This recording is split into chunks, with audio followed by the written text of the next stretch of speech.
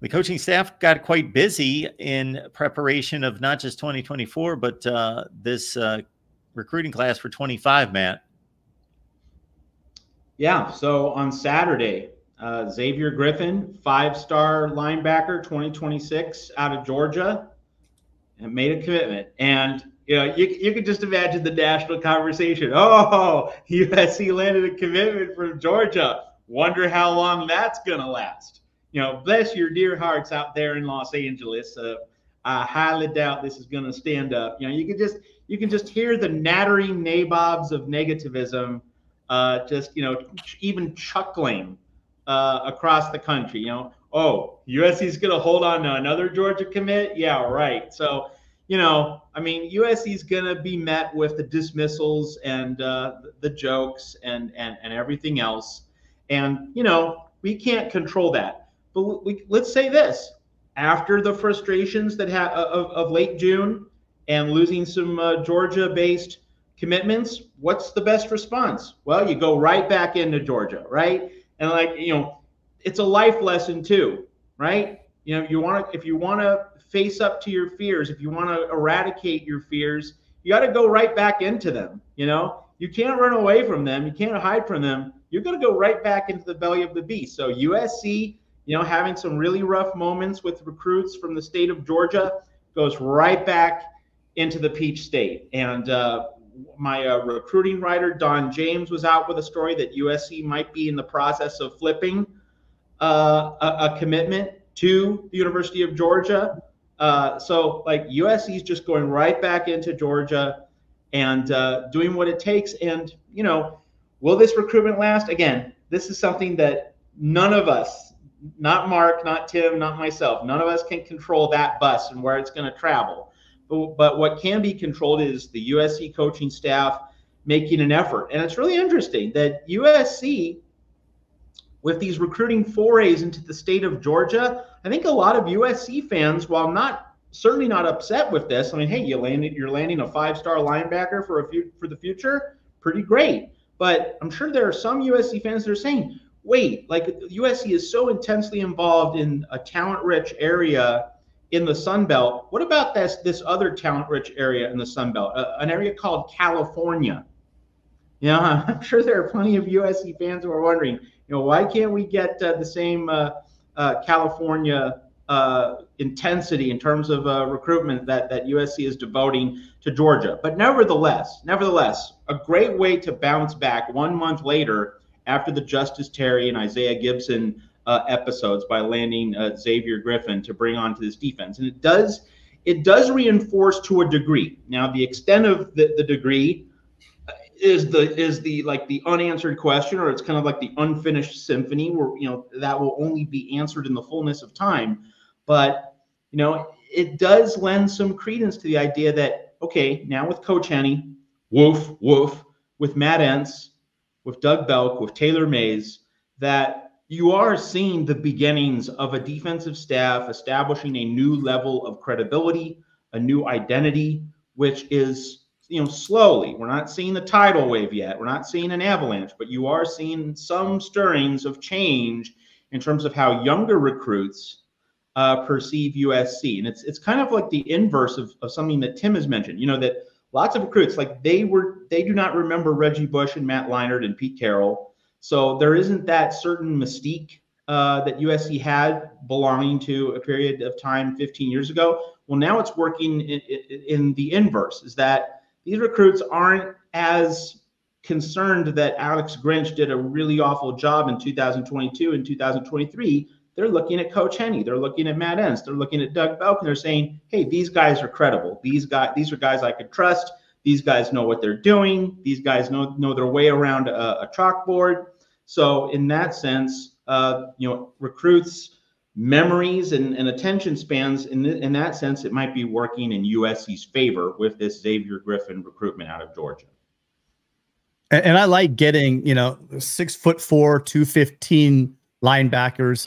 It's always great. Like Matt said, he's highly ranked within the recruiting services. But we're not talking the 2025 class here, you guys. We're talking down the line the 2026 class. So I think everyone's just temper. You know, there's a lot that could happen over the next couple of years, but here's what really can happen. And I think it's kind of what really hurt USC in this cycle and so far is nobody's been able to see USC's defense. And this is all moot. We can take these commitments here, you know, in July, which are great, but then just keep in mind that you have to hang on to them. And what's the best way to hang on to these recruits? Win on the field. You know, this Danton Lynn defense, you know, with Matt Entz showing what these linebackers could do in Lynn's system. That's what's going to sell these guys. You know, our linebackers going off to the NFL. That's what's going to sell that linebacker room to an Xavier Griffin and keep him on board, because you're going up against when you're going up against not just any team, and I'm not bowing down to the SEC, but we're talking Kirby Smart's defense. We're talking about, you know, guys that are always gonna be in the national hunt. No, they're gonna be developed. They're putting guys into the NFL left and right. That's what you're battling up against. Well, I believe in USC. I believe in Lynn. I believe in Entz. Now they just got to show it on the field. And once they do, then worrying about our recruits down the road, whether it's going to be, you know, someone from Georgia or someone from here in California. I mean, there were a number of linebackers here in California that were highly coveted that USC wasn't able to close the deal on. Let's see where everything goes, right? We've seen flips away from USC. We can see flips to USC if everything does work out in the fall, like I believe it will. I know this defense is going to be solid. Is it going to be solid enough to flip commitments? Let's find out. And I'm bullish, but that's what's going to come down to is what they look like on the field. So Tim, I mentioned Xavier Griffin, but right before we came on the air here at the Voice of College Football, you had 2 breaking news stories, so you can mention them, get them into the field of discussion here. Yeah, well, I mean, earlier today, Dominic Kelly, who's been a longtime commitment from Florida for that same 26 class, flipped to, guess who? Flipped over to Georgia. Really solid corner. A big loss for SC. This kid, on and off the field, he's a great student.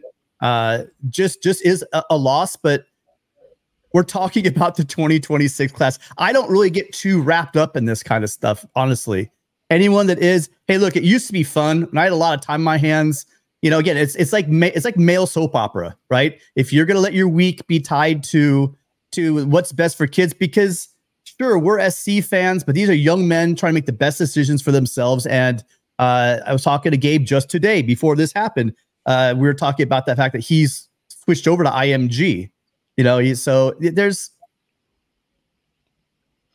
you have to temper your excitement about, you know, getting these commitments with the reality of, you know, where are they signing in December. And I do think that with USC, it is lower in the ranks when you look at the 247. But remember, with the 247 recruiting rankings, that's like everything. So if someone has like 24 commitments and USC has like 14, of course USC is going to be way below. You see a bunch of programs. I love it when I see people reference, oh, USC's behind this school, this school, and this school. I'm like, yeah, they've got 9 more commitments than USC.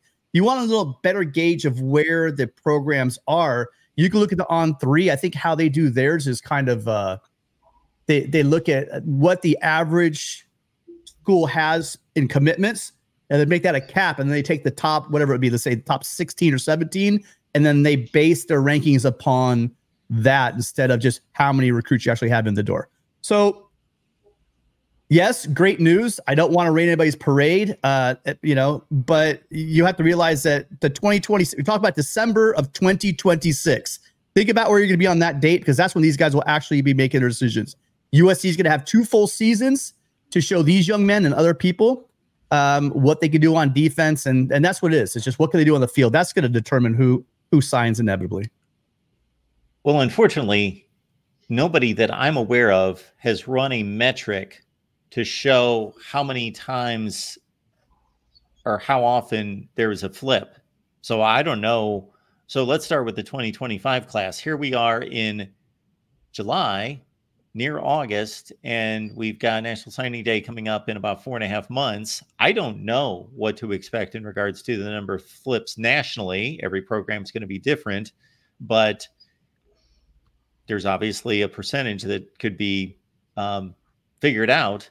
And then for 2026, absolutely. My goodness, that's a year and a half away. Who knows what's going to happen? And I'm sure that number, whatever it is, has gone nothing but up since the advent of the NIL. Well, let's do this game. The Trojan fans out there, a lot of you guys are big time. Listen, you're here in July, so you are big time fans. You're not casuals. 2024 class just kind of closed out, right? You guys remember Dakota Fields? Decommitted. Manese Atete? Decommitted. Aaron Butler? Decommitted. Ryan Pelham? Decommitted. Dylan Williams? Decommitted. Jason Robinson? Decommitted. And David Pale decommitted. That's just off the 2024 class, and I'm sure everyone celebrated when they made their commitment, and inevitably they ended up signing somewhere else. So what I'm saying is, let's celebrate these guys that want to be Trojans. Let's not vilify people that decide they want to decommit, go somewhere else because it's what's best for them and their family. I mean, there's a lot of great Trojans out there. I know we don't have to do that. And just wish Dominic Kelly, because he's a young man, great young man, wish him the best. You know what I mean? It's not like he's leaving. Again, it's not like he's leaving USC for Georgia Tech. He's leaving USC for Georgia, right? Solid situation. You have to have respect for that. But then you also have to realize that there's guys that will want to fill a position. From Bosco, for instance, 2026, Joshua Holland. There were some emojis that went out. It looks like it's Joshua Holland, cornerback from my school, St. John Bosco, that is committed to USC for the 2026 class. So again, I'm not going to get so high for the commits. I'm not going to jump too low for the decommits. It's big boy college football. It's 2 years out. This class is going to look, the 2026 class is going to look completely different, with additions. So everyone buckle up. If you're into recruiting, I'm just going to flat out say it. I'm not into recruiting like I used to be, because it's not like it used to be. NIL and the transfer portal and the dynamics of kids coming in and signing with USC. I mean, not even the letter of intent anymore really means anything. They can sign the letter of intent. That used to be a big deal back in the day. I remember February, like everyone taking days off of work and waiting for those things to roll in. But now you could sign in December, go to spring camp and say, you know what? I'm like 4th on the depth chart. I'm out of here. And you take another NIL deal that may give you another $75,000. And now you're off somewhere in the Big 12, the Big 10 or the SEC. And that's just the way recruiting is now. So for me to get super excited about a commit or a decommit, I don't know. I don't know how I feel anymore about it, because I just listed off the names in the 2024 class that I celebrated, got all excited about, and they're not Trojans.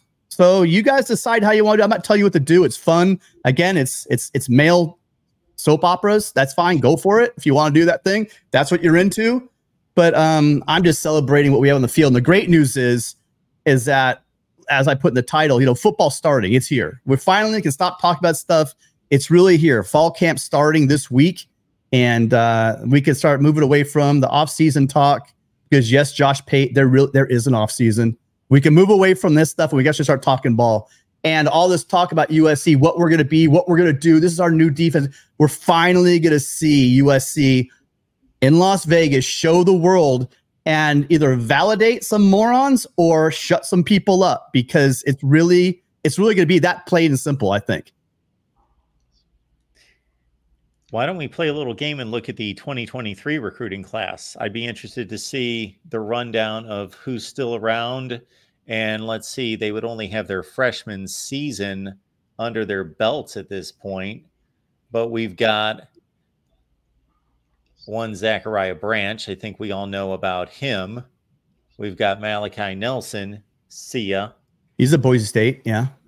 Deuce Robinson's, of course, here. Makai Lemon as well. You can take us down the list there. Tackett Curtis, obviously off to Wisconsin, but take us down the list, guys. Well, I mean, everyone else you have it. Malachi Nelson, Tackett Curtis are no longer here, but everyone else on this list, I will tell you, is going to factor very heavily in, I believe, in USC's. Elijah Page, Micah Banuelos, he gets healthy. All these guys are still here. Evie, okay. Green, Noah, yeah, they're all. Alele, Pierce, yep. Eldridge, okay. Yeah. Oh, Lafitte's gone. Lafitte has transferred out. So 20 of 23 based on that quick count. So that's pretty successful, at least through a freshman season and going into a sophomore season. So we've got to assume they're all going to be here for their sophomore seasons as well. So 2023 made it through 2 football seasons with USC. Many of them have, well, I don't know if you use that one because you're looking at a bunch of people that were freshmen. Yeah, I guess so. You know, freshman stars and all those guys will factor into play. A lot of those guys will factor into play this year. And I think playing time has a lot to do with a lot of this. I mean, that's why Malachi Nelson left. Let's face it. He saw, okay, I'm not playing. I'll go somewhere I can play, maybe go to a Boise State for a year or 2, then transfer and get that big bucks for his junior year or senior year. And bam, you know, that seems like what quarterbacks do these days. Right. So, yeah, just celebrate the guys that are Trojans, you know, and if you want, and again, I'm not trying to ruin anyone's fun. If you want to be excited, be excited. I mean, sure, you know, I just say just temper a little bit because we've seen how this goes. And by the way, I'm not in a way. I think he's going to stick. I think this defense is going to be solid. That's my point.